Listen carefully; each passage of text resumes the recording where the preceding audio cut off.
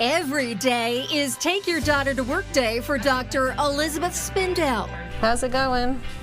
Everything's doing great. I used to assist my mom when I was little. I would suction for her. She taught me how to pour up models in the lab when I feel like I was like in second grade or something. Now Dr. Victoria Spindell Rubin is checking her mom for cavities. That's fun. She says I'm a pain in the neck patient, but... Yeah, when I was doing my mom's dental work, she was holding the mirror up like this to make sure I was doing everything right. I'm like, you taught me everything I know, so it's gonna be okay.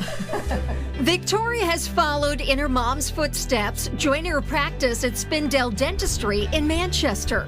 After I went to college, I did fashion design for a while, and then I was like, all right, I'll just go be a dentist one day.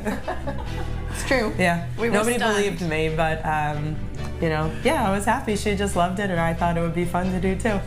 While Elizabeth and Victoria spend their days getting smiles camera ready, their siblings spend their time flashing their pearly whites on the red carpet. My brother, everyone knows, Adam Sandler, and he's just like I'm just so proud of him. I couldn't be prouder, and he's a great brother, and he's our patient.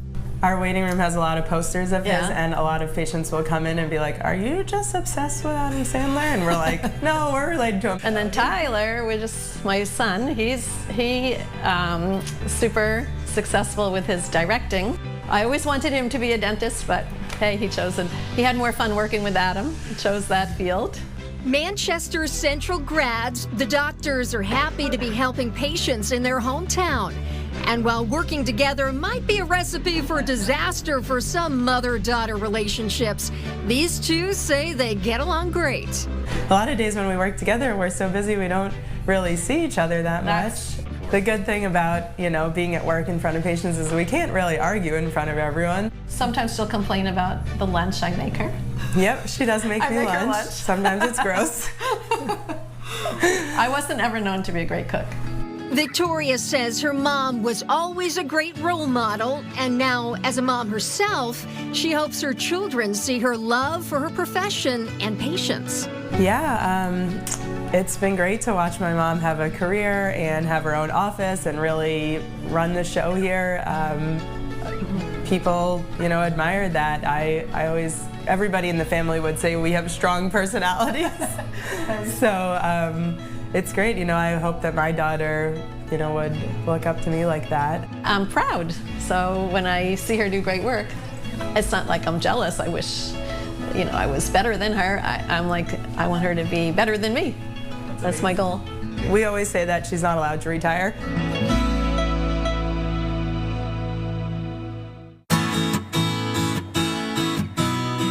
At Quinn's Cards in Manchester, a mother-daughter duo is shuffling the deck and dealing collectibles to card collectors looking to find some gems. 1986 Flair Michael Jordan rookie card.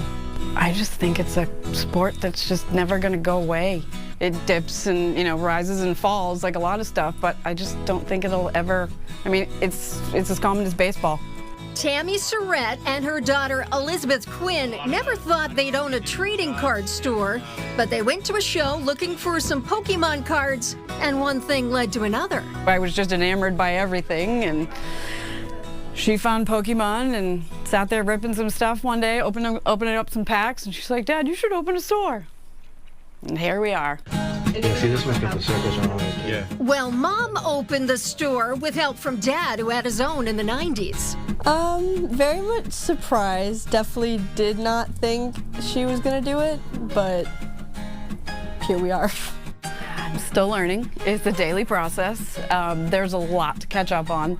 I love seeing the kids' faces when they come in and, wow, this is so cool. And they find all their favorite players and they're looking at all the stuff in the case, or they're going through the singles that we have.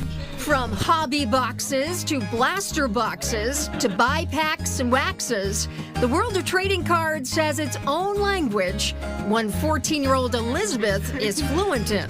Probably just having the knowledge point on it, like especially with like kids at school and stuff.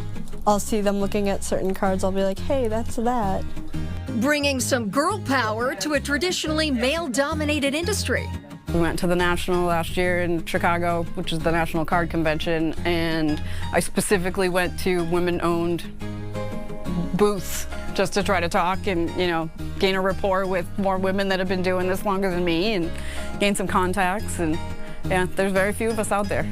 But just because your mom owns a card store doesn't mean you get all the perks. Maybe a few, but we make her open just normal packs like everybody else. She doesn't get anything special. I do a lot of like pricing the merchandise, dealing with the register, doing the designs for the logos and all that. Yeah, she just redesigned our logo for us.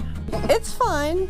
It's fun. It gets difficult at times, but usually it's pretty okay.